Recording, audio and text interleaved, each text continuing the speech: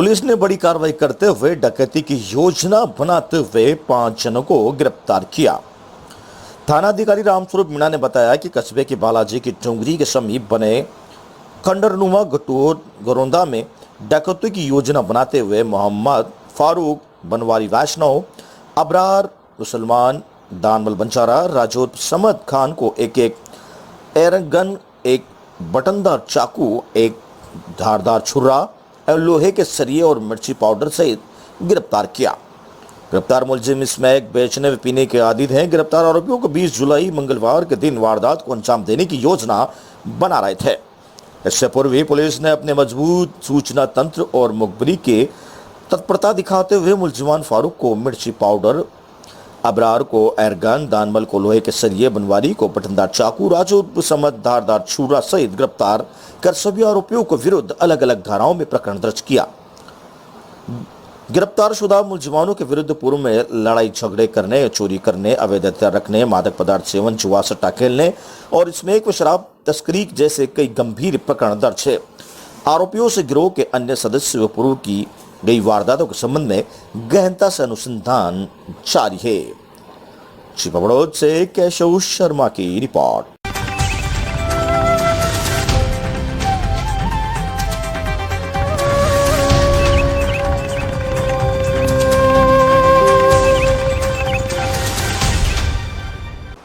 Khairabad Mahatma Gandhi government school में कक्षा 6 में रिक्त 5 पदों के लिए निकाली गई लॉटरी।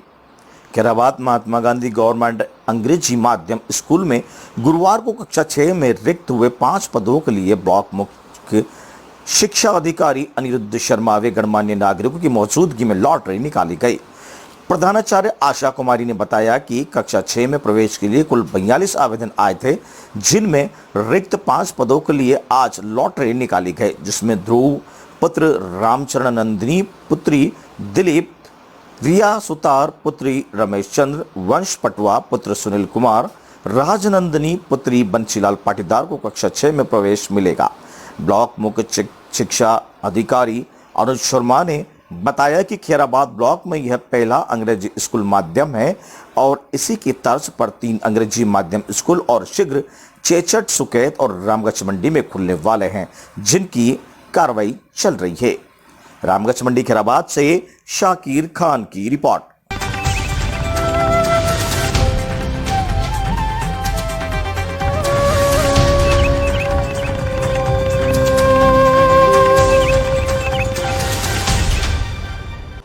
चित्तौड़गढ़ में नहीं होगी निजी बसों का संचालन। चित्तौड़गढ़ प्राइवेट बस एसोसिएशन के आह्वान पर चित्तौड़गढ़ में अपनी विभिन्न मांगों को लेकर निजी बस संचालक अपनी बसों का संचालन नहीं करेंगे। इस दौरान सभी निजी बस संचालक प्राइवेट बस स्टैंड पर विरोध प्रदर्शन करेंगे। चित्तौड़गढ़ जिले में निजी बस संचालक अपनी बसों का संचालन नहीं करेंगे, जिनके कारण यात्रियों को परेशानियों का सामना भी करना पड़ सकता है। इसकी जानकारी देते हुए चित्तौड़गढ़ प्राइवेट बस एसोसिएशन के पदाधिकारी श्याम सुंदर गांधी ने बताया कि विगत 1 वर्ष से कोरोना काल के चलते निजी बस संचालकों को चौतरफा मार पड़ रही है। इसके लिए कई बार राज्य सरकार को भी अवगत कराया जा चुका है, लेकिन सरकार की ओर से उनकी मांगों पर कोई विचार तक नहीं किया जा रहा है। उन्होंने बताया कि 8 सूत्री मांगों को लेकर निजी बस संचालक को गुरुवार को 1 दिन की हड़ताल पर रहेंगे, जिसमें प्रमुख तौर पर विगत 1 वर्ष में लॉकडाउन के दौरान पूरा टैक्स की माफी, लॉकडाउन की अवधि के दौरान बीमा अवधि को आगे बढ़ाने पर 40% किराया बढ़ाने के साथ ही पुरानी यात्री बसों में सीएनजी किट लगाने के लिए 3 लाख रुपए का ब्याज मुक्त आसान ऋण दिलाने सहित कई अन्य मांगों को लेकर हड़ताल की जा रही है। उन्होंने बताया कि गुरुवार को सवेरे 10:30 बजे से प्राइवेट बस स्टैंड पर सभी बस संचालक विरोध प्रदर्शन करेंगे। इसके पश्चात कलेक्ट्रेट परिसर पहुंचकर जिला कलेक्टर को मुख्यमंत्री के नाम ज्ञापन सौंपा जाएगा। वहीं 12 बजे परिवहन कार्यालय पहुंचकर परिवहन अधिकारी को परिवहन मंत्री के नाम ज्ञापन सौंपा जाएगा। चित्तौड़गढ़ से गोपाल चतुर्वेदी की रिपोर्ट।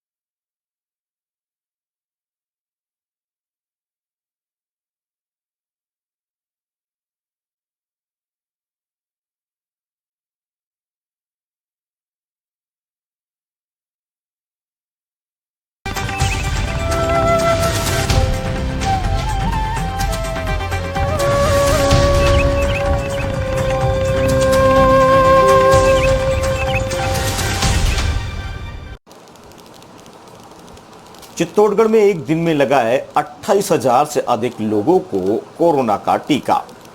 चित्तौड़गढ़ जिले में गुरुवार को 263 टीकाकरण केंद्रों पर 28,000 से अधिक लोगों को टीकाकरण किया गया, जिसमें 18 और 45 वर्ष से ऊपर के लोगों को टीके की दूसरी खुराक लगाई गई। चित्तौड़गढ़ जिले में गुरुवार को 28,000 से अधिक लोगों को टीकाकरण किया गया, जो कि एक दिन का अब तक टीकाकरण का सबसे बड़ा आंकड़ा है। वहीं सीमावर्ती कीरखेड़ा स्कूल में भारत तिब्बत सीमा संवाद संस्था की ओर से टीकाकरण शिविर का आयोजन किया गया, जिसमें करीब 300 से अधिक लोगों को उत्साह के साथ टीका लगाया गया।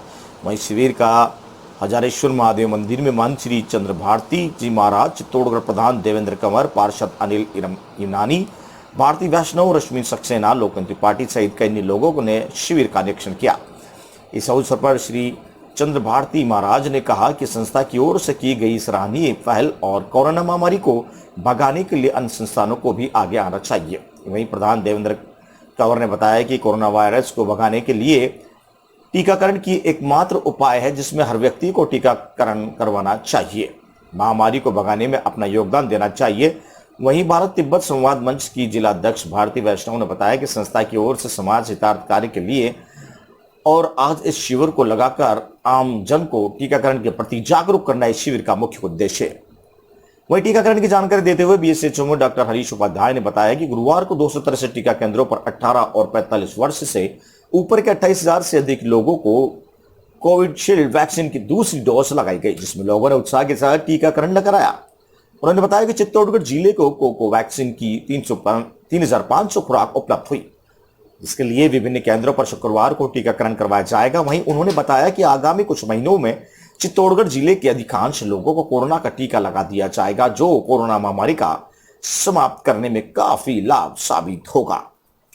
चित्तौड़गढ़ से गोपाल चतुर्वेदी की रिपोर्ट।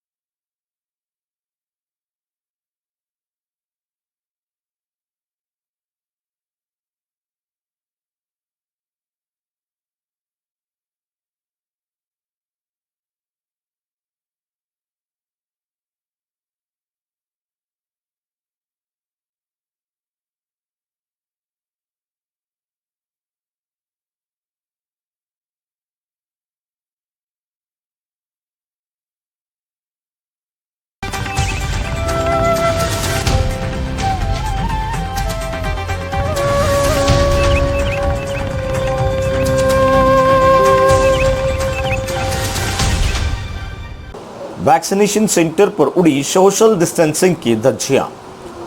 कोटा में पूर्व जहां कोरोना संक्रमण की तेजी से फैली दूसरी लहर का शहरी एवं ग्रामीण दोनों ही क्षेत्रों में खासा प्रभाव देखने को मिला था। जहां शहरों में लोगों को ऑक्सीजन की समस्या से जूझना पड़ा था, लेकिन इससे लोगों को कोई फर्क नहीं पड़ा।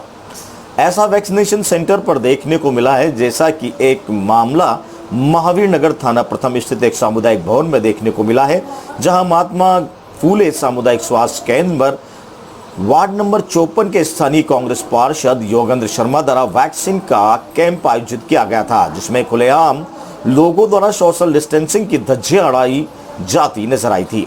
ऐसा लग रहा था कि लोग वैक्सीन लगवाने नहीं, कोरोना बांटने आए हैं। पार्षद द्वारा किसी तरह का कोई व्यवस्था नहीं की गई थी। किसी ने तो भी मास्क नहीं लगाए रखा था और कोई भी सोशल डिस्टेंसिंग की पालना नहीं कर रहा था। याद रहे कि कोटा में लगातार मौतों का सिलसिला जारी रहा, जिसके पश्चात राज्य सरकार को संक्रमण के राज्य के लोगों को रोकथाम हेतु राज्य में लॉकडाउन लागू करना पड़ा था। अगर यही हालात रहे तो कोरोना की तीसरी लहर को बुलावा देने से कोई नहीं रोक सकता। कोटा से दुष्यंत सिंह गहलोत की रिपोर्ट।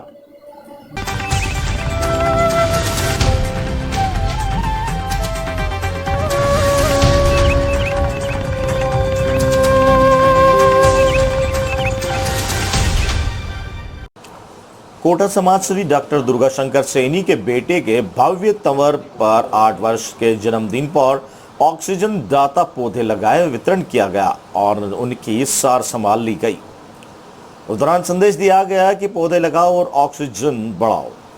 समाजसेवी प्रदेश महासचिव अखिल राजस्थान सेवारत चिकित्सक संघ डॉक्टर दुर्गाशंकर सैनी ने अपने पुत्र भव्य तंवर पर 8 वर्ष के जन्मदिन पर प्रत्येक वर्ष की भांति पुत्र की इच्छा पर ऑक्सीजन दाता पौधारोपण कर वितरण किया गया। वही छोटी समाधि स्थल पर भी पौधारोपण किया गया। स्नैक प्लांट, डाई, फिनसबिचिया, साइप्रस जैसे विशेष प्रचुर मात्रा में ऑक्सीजन दाता के 11 पौधे लगाए गए। वही दौरान उन्होंने संदेश भी दिया कि प्रकृति को बचाओ और जीवन बचाओ। पहले पानी बिकता था, अब देखो सांसें भी बिक रही है, इसलिए पौधे लगाओ और संरक्षण करो और ऑक्सीजन लगाओ। पारिवारिक उत्सवों व त्योहारों पर पौधारोपण और संरक्षण अभियान के रूप में सभी को अपनी भागीदारी के प्रकृति को बचाना जा सके। समाजसेवी डॉक्टर सैनी ने अपने परिवार के सभी सदस्यों से जन्मदिन पर पौधारोपण करते हैं और पूर्व में लगाए गए पौधों की सार संभाल करते हैं। इस अवसर पर डॉक्टर दुर्गाशंकर सैनी, राम बाबू, मनीष बैगरी, राजू डॉक्टर, संजय गौरव, निष्ठा आदि परिवारजन व मित्रगण उपस्थित रहे। कोटा से दुष्यंत सिंह गहलोत की रिपोर्ट। मेरे बेटे द्वारा ऑक्सीजन से संबंधित प्लांट बांटे और प्लांट भी लगाया। ये सिलसिला चला। आज हमने कुल 11 पौधे लगाए। बेटे को मोटिवेट किया। बेटे ने मुझे कहा कि ऑक्सीजन के प्लांट लगाने हैं पापा, और आज हम ऑक्सीजन के प्लांट लगाए, जिनको हमने लगाया भी है, लगा के भी आया। बाकी पौधे को हम वितरित भी करेंगे। धन्यवाद। अपने जन्मदिन पे पौधे लगाए, आज सभी पौधे लगे, पौधे बांटे। मैंने अपने जन्मदिन के दिन ऑक्सीजन प्लांट लगाए और बांटे। पौधे लगाए बस। आप भी अपने जन्मदिन के दिन पौधे लगाएं।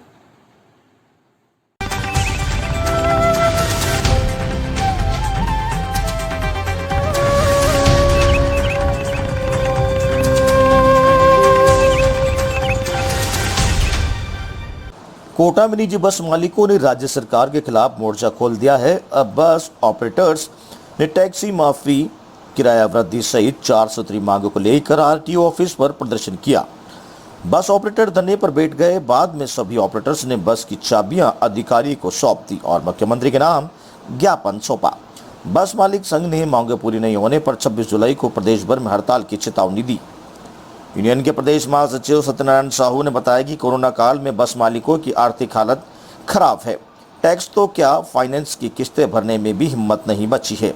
उसके बाद भी सरकार 40 से 80 हजार रुपए के ऑनलाइन चालान बनाकर भेज रही है।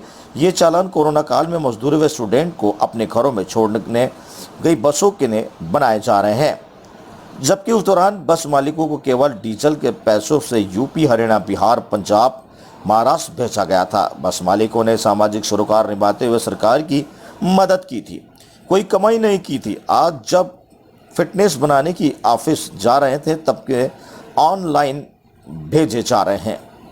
साहू ने बताया कि जब डीजल 42 रुपये लीटर था उस समय किराया तय किया गया था। आज डीजल 100 रुपये लीटर हो गया है, लेकिन किराया नहीं बढ़ाया गया। टैक्स माफी, किराया बढ़ाने, बसें सरेंडर व आर्थिक पैकेज की मांग को लेकर बस मालिक संघ कई महीनों से आंदोलन कर रहा है, लेकिन सुनवाई नहीं हो रही है। मजबूरन 26 जुलाई से बस मालिक हड़ताल पर रहेंगे। कोटा से दुष्यंत सिंह की रिपोर्ट। राज्यों के आग्रह पर मात्र डीजल के पैसे में हमारी बसों को मजदूरों और कॉलेज, स्कूल, कोचिंग के बच्चों को बाहर भेजा था छोड़ने के लिए। उसके अंदर अन्य राज्यों से एक बस का कम से कम 50,000, 40,000 रुपए का चालान ऑनलाइन बना करके भेज दिया। उस टाइम पे हमको पता नहीं चला। आज जब हम फिटनेस कराने, टीसीसी बनाने जब जा रहे थे या जा रहे हैं जब हमें पता लग रहा है कि हमारा 50,000, 1 लाख रुपए का, 70,000 का, 60,000 के चालान वहां से निकल के आ रहे हैं। इसके लिए हमने ये ज्ञापन माननीय लोकसभा अध्यक्ष श्री ओम बिरला जी को दिया है और उनसे मांग की है कि लॉकडाउन के पीरियड में जितने भी ऑनलाइन हरियाणा, पंजाब, बिहार, यूपी और महाराष्ट्र में जो चालान हुए हैं उनको खारिज करवाया जाए। और इसके लिए हमने आग्रह किया और ज्ञापन दिया है। इस पर ओम बिरला जी ने हमें चालान की रिपोर्ट मांगी है और गाड़ी वाइज और तारीख वाइज हमसे रिपोर्ट मांगी है। अगर वो केंद्र सरकार से हमारे चालान खारिज करवाते हैं और बीमे की माफ करवाते हैं लॉकडाउन पीरियड का तो ठीक है, नहीं तो हिंदुस्तान लेवल पे हमारे बस ओनर आंदोलन करेंगे।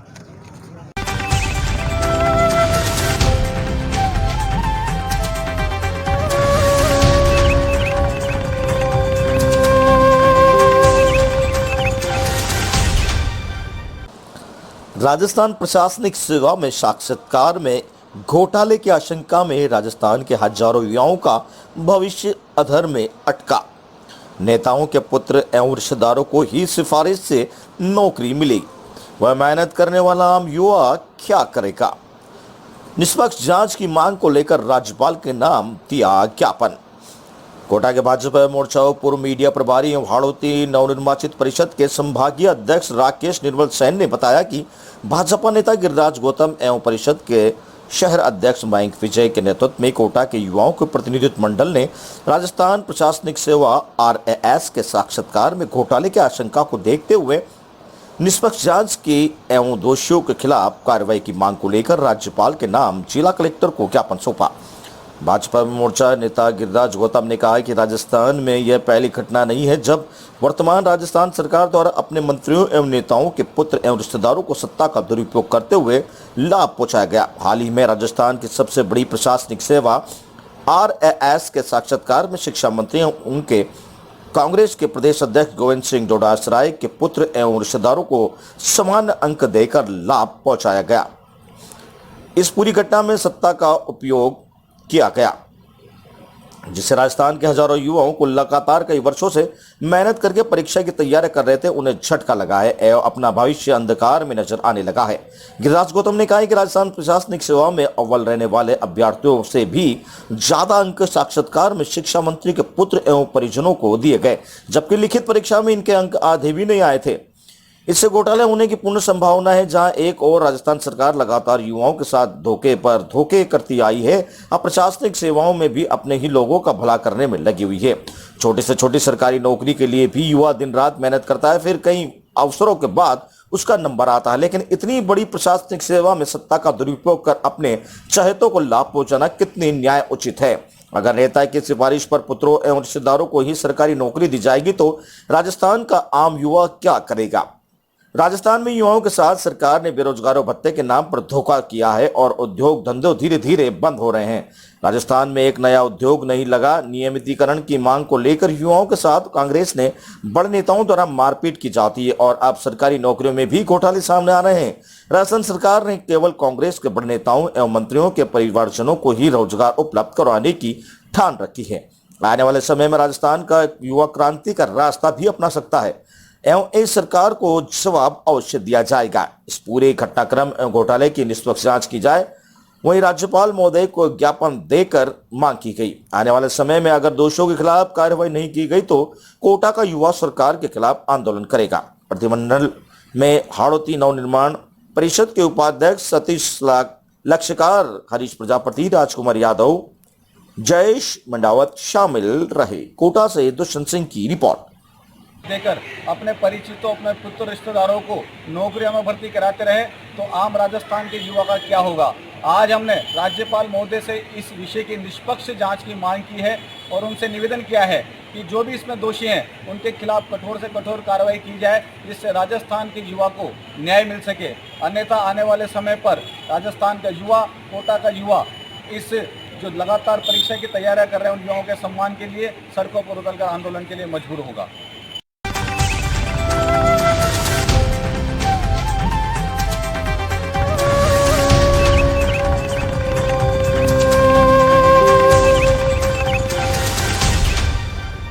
तहसीलदार छबड़ा के नेतृत्व में भाजपा उच्च माध्यमिक विद्यालय खेल मैदान से वर्षों पुराना अतिक्रमण हटाया गया। स्कूल प्रशासन एवं सरपंच के द्वारा प्रशासन के अतिक्रमण हटाने की मांग पर प्रशासन द्वारा तहसीलदार छबड़ा जतिन दिनकर के नेतृत्व में तत्काल कार्रवाई करते हुए देर शाम को सीमांकन कराए जाने के पश्चात खेल मैदान से अतिक्रमण हटा दिया गया। प्रशासन द्वारा समझाइश करने पर अतिक्रमी काश्तकार मोहन सिंह एवं मांगीलाल स्वेच्छा से अपना कब्जा छोड़ने पर सहमत हो गए। इस दौरान तहसीलदार छबड़ा जनित दिनकर, नायब तहसीलदार माधोलाल बैरवा, भू अभिलेख निरीक्षक अनिल सैनी, हेमराज पीणा, पटवारी दिलीप कुशवाहा, प्रेम प्रकाश मालव, बलवीर सिंह, थानाधिकारी भाजपा महेश यादव, मैं जाप्ता विद्यालय प्राचार्य, मैं स्टाफ एवं सरपंच भाजपा महेंद्र गुजर आदि मौके पर मौजूद थे। खेल मैदान के सीमांकन के पश्चात जेसीबी की सहायता से अतिक्रमण हटाया जाकर खाई खुदवाकर स्कूल के प्रधानाचार्य एवं समस्त सरपंच को मनरेगा के तहत खेल मैदान को विकसित करवाने और भविष्य में अतिक्रमण नहीं करने देने के निर्देश दिए गए। अतिक्रमण हटाए जाने पर गांव के प्रबुद्ध नागरिकों, स्कूल के विद्यार्थियों एवं खेल प्रेमियों ने प्रशासन का आभार जताया। छबड़ा से सोहेल खान की रिपोर्ट।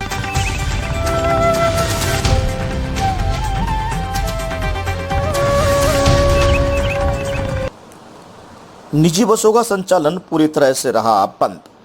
विगत 1 वर्षों से कोरोना की मार झेल रहे निजी बस संचालकों ने अपनी 8 सूत्री मांगों को लेकर अपनी बसों का संचालन गुरुवार को पूरी तरह से बंद रखा। वहीं बस संचालकों ने प्राइवेट बस स्टैंड पर एकत्रित होकर राज्य सरकार के खिलाफ नारेबाजी की और जिला कलेक्ट्रेट पहुंचकर जिला कलेक्टर को मुख्यमंत्री और परिवहन विभाग पहुंचकर परिवहन अधिकारी को परिवहन मंत्री के नाम ज्ञापन सौंपा। इसकी जानकारी देते हुए चित्तौड़गढ़ प्राइवेट बस एसोसिएशन के सचिव इरशाद मोहम्मद शेख ने बताया कि विगत कई वर्षों से निजी संचालकों चौतरफा मार झेल रहे थे और अब उनके आत्महत्या करने की नौबत आ गई है। उन्होंने बताया कि विश्वव्यापी कोरोना महामारी पर बस व्यवसाय पर संकट सा खड़ा हुआ है और विगत 15 महीनों से शादी, विवाह, तीर्थयात्रा सहित अन्य मांगलिक आयोजन रद्द होने के कारण उनके व्यवसाय पर सीधा असर पड़ा है, जिससे कि निजी बस संचालकों को सर्वाधिक आय होती है। वही उन्होंने बताया कि डीजल के भाव आसमान पर पहुंच गए और वर्ष 2014 के बाद किराया वृद्धि भी नहीं की गई। उन्होंने सरकार से मांग की है कि कोरोना काल के समय की निजी बसों का संपूर्ण टैक्स माफ किया जाए। वहीं लॉकडाउन की अवधि के दौरान बीमा अवधि को भी आगे बढ़ाया जाए। बसों की किराया 40% की वृद्धि की जाए। वहीं सीएनजी किट लगवाने के लिए 3 लाख रुपए का ब्याज मुक्त आसान किस्तों में ऋण राज्य सरकार की गारंटी के माध्यम से उपलब्ध कराने की मांग की। इस अवसर पर कई निजी बस संचालक मौजूद रहे। चित्तौड़गढ़ से गोपाल चतुर्वेदी की रिपोर्ट। सार्वजनिक परिवहन उससे प्रभावित हुआ है। 2 वर्षों से सार्वजनिक परिवहन की कमर टूट चुकी है और डीजल के दाम लगभग हमारी किराया राशि जो 2014 में सरकार द्वारा निर्धारित की गई, वो डीजल की राशि में 92% डीजल की दर बढ़ चुकी है। किराए में हमारी कोई वृद्धि नहीं की गई है। गत वर्ष भी हमने 1 वर्ष की टैक्स फ्री की सरकार से मांग की थी, स्टेज कैरिज बसों का 1 वर्ष का टैक्स माफ़ करें, लेकिन सरकार ने हमें पर्याप्त टैक्स माफ़ी की घोषणा नहीं की। इस वर्ष हमारी जो मांग है वो सरकार कम से कम इस सार्वजनिक परिवहन, निजी सार्वजनिक परिवहन को बढ़ावा देने के लिए हमारी कुछ मांगे हैं, उनको सरकार अगर पूरा करती है तो सार्वजनिक परिवहन जो सरकार का मूल उद्देश्य होता है उसमें हमें जीवन दान मिलेगा। निजी बस संचालकों की स्थिति है, मरणासन स्थिति हो गई है। बस व्यवसायी आत्महत्या को मजबूर हो गए हैं। अगर सरकार द्वारा कोई राहत प्रदान नहीं की गई तो आप ये सोच लें कि महीने 2 महीने में चित्तौड़ में आपको 4-5 आदमी आत्महत्या कर लेंगे। लोगों की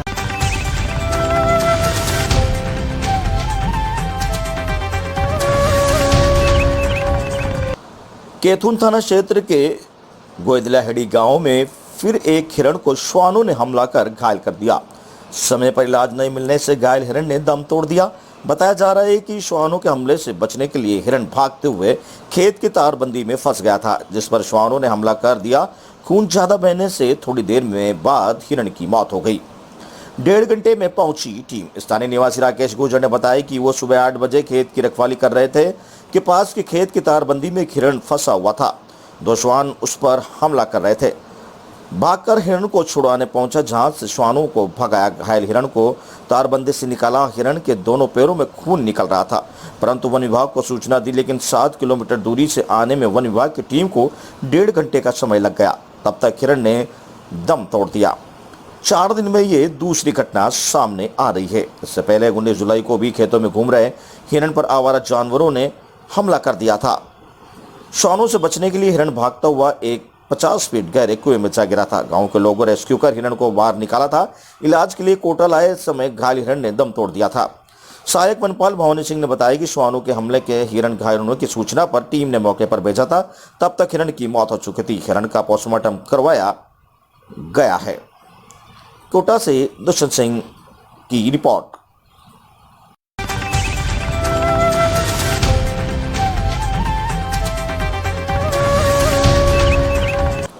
कोटा दिगोद ग्वालियर रेल लाइन को लेकर दोनों प्रदेश में चलेगा जागरूकता अभियान। कोटा के पीपलदा विधानसभा रेल परियोजना दो राज्यों को रेल सेवा से जोड़ने वाली अति महत्वपूर्ण और महत्वाकांक्षी परियोजना चिर प्रतीक्षित है। लगभग 15 से 20 सालों के बाद पुरजोर मांग के बावजूद भी बड़ी मुश्किल से विगत लोकसभा में स्वीकृति तो मिली, लेकिन वित्तीय स्वीकृति राशि हमेशा ऊंट के मुंह में जीरा जैसे होने से यह योजना कछुए की भांति चल रही है, जिससे आगामी 8 से 10 साल पूरी होने के बाद आसार नहीं है। इसी को लेकर पीपलदा विधानसभा क्षेत्र के कोटा राजस्थान और मध्य प्रदेश श्योपुर मुरैना ग्वालियर तक लोगों ने बड़ा जागरूकता अभियान चलाकर अवलंब पर्याप्त राशि स्वीकृत करवाने तथा 2024 चुनाव से पहले इसे धरातल पर उतारने के लिए प्रचार मुहिम शुरू कर दी है। दोनों प्रदेशों के लगभग 2 लाख से अधिक जागरूक युवा 25 जुलाई रविवार से दिन में इसे ट्विटर पर रेड करवाने का संकल्प लेकर चल पड़े हैं। इस अभियान के तहत केंद्रीय रेल मंत्री गौरतलब है कि पिछले श्योपुर मुरैना ग्वालियर लोकसभा सांसद मिर्जा जी ने रेल मंत्री जी से 500 करोड़ स्वीकृत कराए थे, लेकिन विगत 2 वर्षों में मात्र 200-300 करोड़ स्वीकृत करने से योजना रुक ही गई है। अब युवाओं ने माननीय लोकसभा अध्यक्ष, केंद्रीय परिवहन मंत्री, रेल मंत्री, केंद्रीय विधायक से मिलकर इसे जल्द से जल्द पूरा करवाने की योजना बनाई है। कोटा पीपलदा से दुष्यंत सिंह की रिपोर्ट।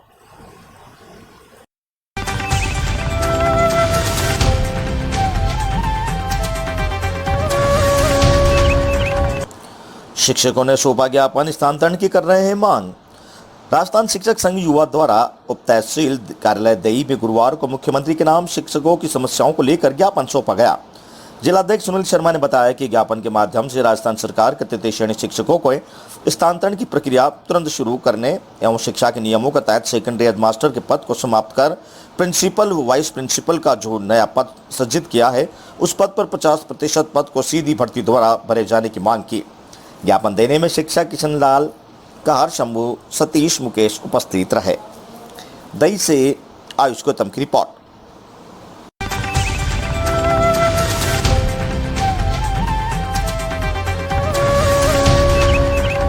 बांदीकुई शहर में सड़कों की हालत खराब, सहायक अभियंता ने किया निरीक्षण। कुछ दिनों पहले बांदीकुई में अच्छी बारिश के कारण रोडों की दुर्दशा सामने आई, जिसमें रोड ऊपर बहुत बड़े बड़े खड्डे हो गए और पानी भर गया, जिनके कारण रास्ते में जाने वाला 2 पहिया वाहन और 4 पहिया वाहन को काफ़ी परेशानियों का सामना करना पड़ा। बड़ियाल रोड पर भी हालत खराब है। जब लोगों ने वहां नारेबाजी की और धरना प्रदर्शन किया तो वहां पर बड़ियाल रोड खुर्रे में मामले को लेकर सहायक अभियंता पूरण सिंह गुर्जर ने मौका मुआयना कर मौके पर ही एस्टीमेट बनाकर आश्वासन दिया कि आपकी समस्या का निवारण शीघ्र कर दिया जाएगा। वहीं दूसरी ओर वार्डों में चरमराई सफाई व्यवस्था, बारिश को देखते हुए पानी निकास की समस्या को लेकर पार्षद साथियों के साथ ईओ नगर पालिका को अवगत कराकर शीघ्र सफाई व्यवस्था में सुधार के निर्देश दिए।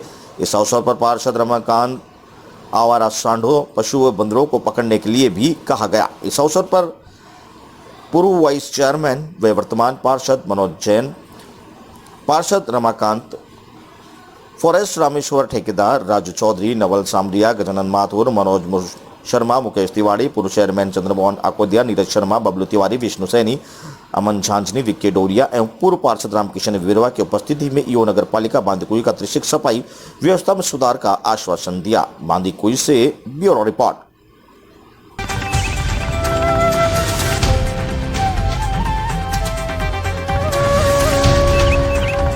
रोड पर खुला तबेला, दुधइयों ने रोड पर छोड़ी भैंसें।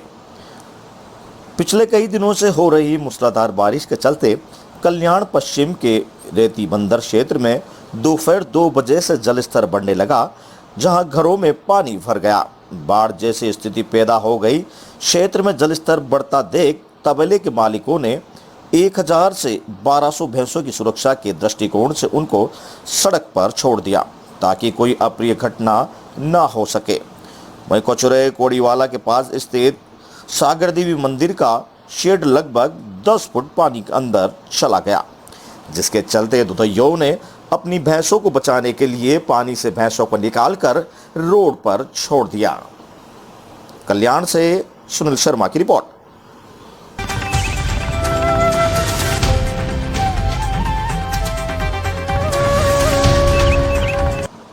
महात्मा ज्योतिबा फुले अधिकारी एवं कर्मचारी सेवा संस्थान बांदीकुई के तत्वावधान में RAS परीक्षा 2018 में चयनित अशोक कुमार सैनी का सरस्वती शिक्षा निकेतन उच्च माध्यमिक विद्यालय बांदीकुई में समारोह आयोजित कर माला एवं सापा पहनाकर स्वागत किया गया। सम्मान समारोह में चिमनलाल सैनी रिटायर्ड व्याख्याता, बाबूलाल सैनी प्रधानाचार्य सरस्वती शिक्षा निकेतन तथा दिनेश सैनी प्रधानाचार्यों, अध्यक्ष महात्मा ज्योतिबा फुले अधिकारियों कर्मचारी सेवा संस्थान बांदीकुई अतिथियों के रूप में उपस्थित रहे। समारोह में RAS अशोक कुमार सैनी का स्वागत कर उन्हें प्रतीक चिन्ह भी भेंट किया गया। इस दौरान समस्त सैनी समाज के युवा बुजुर्ग मौजूद थे। बांदीकुई से नरेश सैनी की रिपोर्ट।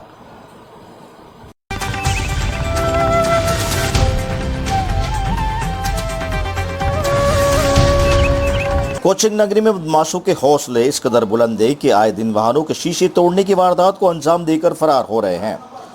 ताजा मामला श्रीनाथपुरम इलाके का है। देर रात बदमाशों ने करीब 1 दर्जन वाहनों को शीशे तोड़ने की वारदात को अंजाम दिया और फरार हो गए। हालांकि बाइक सहित अन्य वाहनों की हल्की तोड़फोड़ होने के कारण ज्यादातर लोगों को शिकायत दर्ज नहीं करवाई गई। फिलहाल एक पीड़ित की सामने आया है, जिसमें RK पुरम थाना पुलिस की शिकायत दी है। पीड़ित लोकेश शर्मा ने बताया कि देर रात बाइक सवार बदमाशों ने पूरे इलाके में जमकर उत्पात मचाया और पिकअप, कार, मोटरसाइकिल सहित 1 दर्जन छोटे बड़े वाहनों के तोड़फोड़ की वारदात को अंजाम देकर फरार हो गए। लगातार हो रही वारदातों के बाद स्थानीय लोगों में आक्रोश व्याप्त थे। पीड़ित लोकेश शर्मा ने बताया कि फिलहाल RK पुरम थाना की शिकायत दी है। लोकेश शर्मा ने बताया कि इलाके में चोरी, लूट, मारपीट व जानलेवा हमले व तोड़फोड़ जैसी दर्जन वारदातों आए दिन सामने आ रही है, लेकिन पुलिस द्वारा कोई कार्रवाई नहीं होने से बदमाशों के हौसले बुलंद होते जा रहे हैं। कोटा से दुष्यंत सिंह की रिपोर्ट। भाई कल रात को मैंने देखा यहाँ पे 4-10 गाड़ियाँ थी 220 सीसी की और ऑटोमेटिक कहीं से लड़ते झगड़ते आते, हर गाड़ी को कांच फोड़ते आ रहे हैं। मैंने देखा रात को मेरी गाड़ी के कांच तोड़ के चले गए। 3 गाड़ियाँ थी जिसपे पल्सर है 220 सीसी की, हर गाड़ी पे 3-3 बंदे लोडेड है। पहले भी यहाँ पे हर जितनी भी गाड़ी जाती है, हर मतलब आए दिन कोई ना कोई कांड चलता रहता है यहाँ पे। किसी के कांच तोड़ रहे हैं, किसी का मोबाइल छीन रहे हैं, किसी क्या हो रहे हैं। अभी कुछ दिन पहले यहाँ पे मर्डर हुआ है, उसके बाद भी यहाँ की पुलिस सतर्क नहीं है। हर जगह RK पुरम थाना जिला कोटा, RK पुरम थाना सतर्क नहीं है। यही पास में पूर्व विधायक होते हैं। यहाँ पास में पूर्व विधायक प्रहलाद जी गुंजल रहते हैं। इधर कमल वास्ते हॉस्पिटल है, चिल्ड्रन हॉस्पिटल है। आए दिन यहाँ ये पास में स्टेडियम है, यहाँ पे आए दिन कोई ना कोई छीना झपटी, गाड़ियाँ तोड़ना, लड़ाई झगड़े यहाँ होता रहता है। इसकी कोई कार्रवाई नहीं हो रही किसी भी तरीके से। यहाँ पे किसी साइकिल स्टैंड भी है, यहाँ पे काफ़ी टाइम से साइकिलें चोरी हो रही है। इनकी कोई रिक्वायरमेंट मतलब अभी तक जितनी भी फॉर्मेलिटीज होनी चाहिए कुछ नहीं हो रहा इसके अंदर। कितनी जगह सभी घटना है? ये रात को 9 से 9:30 के आसपास आती है। कितनी गाड़ियों के ये करीबन 10 से 15 गाड़ियों के शीशे तोड़े गए हैं, जैसे पिकअप है, अपनी गाड़ी है, अपने मोटरसाइकिल के 3-4 मोटरसाइकिल हैं, सबकी गाड़ी के कांच वगैरह तोड़ गए हैं। डेयरी बूथ को भी नुकसान किया? डेयरी बूथ भी तोड़ गए हैं, सब पीछे वाला कांच तोड़ गए हैं, ताला तोड़ के चले गए बिना मतलब, बिना कोई रंजिश के। किसी का कोई शक नहीं? अज्ञात व्यक्ति किसी भी कोई शक नहीं। अभी रिकॉर्डिंग आएगी, उसके बाद अपन कंफर्म कर पाएंगे इसके बारे में जो भी होगा। CCTV फुटेज में दिख रहा है? फुटेज अभी निकाली नहीं है, अपन अब जा रहा हूँ अभी निकालवाने। कमांडो ऑफिस जो होता है उनके यहाँ पे, वहाँ से रिकॉर्डिंग करवा के फिर जो भी होगा सक्षम है। अभी मैंने थाने के अंदर रिपोर्ट दे रखी है अज्ञात लोगों के नाम से, जिससे 20 जनों के नाम डालता लगाए। अभी पुलिस आएगी यहाँ पर? पुलिस अभी नहीं है यहाँ पे, बस रिपोर्ट डाल के आया हूँ मैं अभी। आपका नाम बताइए। मेरा नाम लोकेश शर्मा है, शिवसेना जिलाध्यक्ष कोटा से।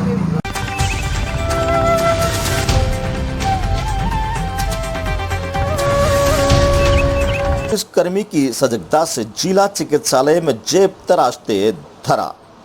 चित्तौड़गढ़ जिला मुख्यालय के सबसे बड़े जिला राजकीय श्री सांवलिया चिकित्सालय में इन दिनों मरीज और उनके परिजनों की जेब पर जेब कतरों का साया दिखाई दे रहा है, जिसमें आए दिन आउटडोर आसपास सेवा के अलावा वार्डों में भी बढ़ती मरीजों और उनके परिजनों के पर्स और मोबाइल गायब होने की घटना अब आम बात हो गई है। जिसमें गुरुवार को चिकित्सालय के आउटडोर में जेब तराशते हुए एक व्यक्ति को चिकित्सालय में ही बनी पुलिस चौकी में कार्यरत महिला पुलिसकर्मी विजयलक्ष्मी ने पकड़ा। जानकारी के अनुसार चित्तौड़गढ़ के सबसे बड़े जिला राजकीय सामुलिया चिकित्सालय इन दिनों जेब कतरों का गिफ्ट में दिखाई दे रहा है, जिसमें रोजाना मरीज और उनके परिजनों के पर्स और मोबाइल पर हाथ साफ करने की घटना घटित हो रही है, जिससे प्रमुख रूप से चिकित्सालय के आउटडोर आपातकालीन सेवाओं के साथ मेल फीमेल वाहनों में भी इन तरह की घटना आए दिन घटित हो रही है। ऐसी ही घटना जिला राजकीय चिकित्सालय परिसर में संचालित रही, जहां पुलिस चौकी पर तैनात महिला पुलिसकर्मी विजयलक्ष्मी की सजगता से गुरुवार को घटित होते होते रह गई और महिला पुलिसकर्मी विजयलक्ष्मी ने एक व्यक्ति को एक छोटी बालिका के साथ जेब तराशने के समय पकड़ने में कामयाबी हासिल की, जिसमें पूछताछ करने पर जेब तराशते हुए कपड़े पकड़े गए युवक से पूछताछ करने पर उसने अपना नाम संजय सलावत निवासी महसाणा गुजरात होना बताया। अब पुलिस उससे आगे की पूछताछ करने में लगी हुई है। चित्तौड़गढ़ से गोपाल चतुर्वेदी की रिपोर्ट।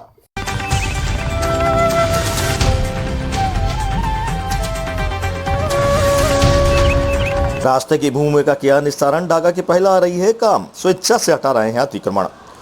कनवास के निवासी घनश्याम पुत्र किराड़ द्वारा कनवास उपखंड अधिकारी राजेश डागा को प्रार्थना पत्र प्रस्तुत कर निवेदन किया कि ग्राम बासेड़ी के प्रार्थी के खाते की जमीन में जिस पर जाने के लिए रास्ते की भूमि पर चैतपाल पुत्र केसरीलाल बंजारा निवासी बासेड़ी द्वारा रास्ते की भूमि फाड़कर प्रार्थी के खेत का रास्ता अवरुद्ध कर दिया, जिसमें प्रार्थी के खेत हाँकने में जोतने में परेशानी आ रही थी।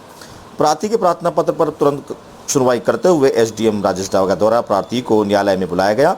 इस पर प्रार्थीगण तेजपाल द्वारा बनाए गए जिस रास्ते के प्रार्थी जाते हैं उक्त रास्ते के अप्रिय खातेदार द्वारा स्वयं खर्च का सही कराया है, किंतु प्रार्थी द्वारा रास्ते को सही करवाने हेतु कोई राशि नहीं दी गई। उपखंड अधिकारी ने प्रार्थी को समझाया कि रास्ता दुरुस्त कराने के लिए जो राशि व्यय हुई है उसमें रास्ता उपयोग करने वाले सभी काश्तकारों को समान हिस्सा वहन करना होगा। इस पर प्रार्थी घनश्याम द्वारा सहमति दी कि उक्त रास्ते की सही करवाने को खर्च हुआ है उसका छठा हिस्सा देने को तैयार है तथा प्रार्थी द्वारा सहमति बनी कि उक्त राशि देने पश्चात रास्ते का खुलासा कर देंगे। इस पर दोनों पक्षकारों की आपसी सहमति व एसडीएम की समझाइश से दोनों पक्षकारों से विवाद को यहीं समाप्त कर प्रकरण का निस्तारण कराया गया। इस प्रकार समझाइश करने के उपरांत विवादित भूमि का निस्तारण किया गया, जिसका सभी पक्षकारों द्वारा धन्यवाद ज्ञापित किया गया। इस तरह का कनवास उपखंड में अब तक का 56वां विवादित रास्तों का निस्तारण पक्षकारों की अनुमति सहमति से कराया जा चुका है।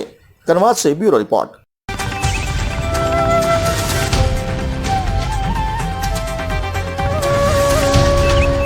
अब तक आपने दूल्हा दुल्हन की शादी तो देखी होगी, लेकिन अब देखिए एक अनोखी शादी।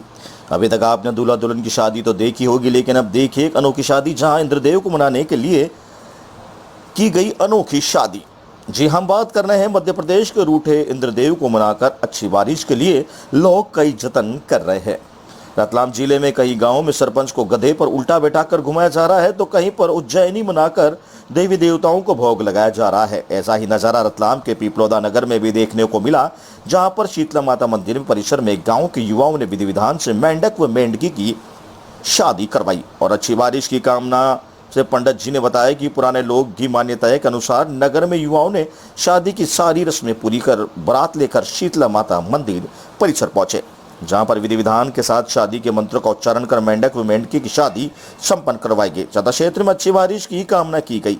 नगर के युवाओं ने बताया कि नगर के भूतेश्वर मंदिर में मेंढक व मेंढकी को लेकर जाट मोहल्ला स्थित शीतला माता मंदिर में पहुंचे तथा मेंढक व मेंढकी की विधि विधान से शादी करवाई, जिसके बाद मेंढक व मेंढकी को तालाब में छोड़कर आए ताकि अच्छी बारिश हो सके।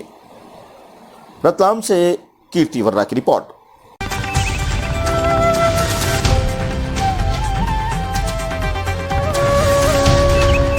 आवर में एसपी ने ली शांति समिति की बैठक, दोनों समुदाय के लोगों से की समझाइश, सोशल मीडिया पर आने वाले आपत्तिजनक संदेशों से बचाने की अपील। गुरुवार को झालावाड़ जिला पुलिस अधीक्षक किरण कंग सिद्धू ने शांति समिति की बैठक लेकर दोनों पक्षों से समझाइश कर शांति और सौहार्द में रहने की अपील की। गंगधार कस्बे में हुए दंगों को लेकर एसपी ने लोगों से समझाइश की। उन्होंने कहा कि दंगों में सभी संप्रदाय के लोगों का नुकसान होता है। सोशल मीडिया पर आने वाले आपत्तिजनक संदेशों को फॉरवर्ड करने से बचें। ऐसे संदेशों को बिना सोचे समझे आगे नहीं भेजें। आपत्तिजनक मैसेजों को फॉरवर्ड करना कानूनी अपराध है। गंगधार और चौमेला कस्बे में इस प्रकार के मैसेज भेजने पर दंगों की स्थिति बनी है, जिसका खामियाजा सभी को भुगतना पड़ा। ग्रामीण क्षेत्रों में लोग भाईचारे में रहते हैं, ऐसे में आपत्तिजनक संदेशों को फॉरवर्ड करने से बचें। यदि आपके पास इस प्रकार के संदेश आते हैं तो इन्हें फॉरवर्ड करने से बजाय डिलीट कर देना चाहिए। आपत्तिजनक संदेश भेजने वाले लोग भी बराबर के अपराधी होते हैं।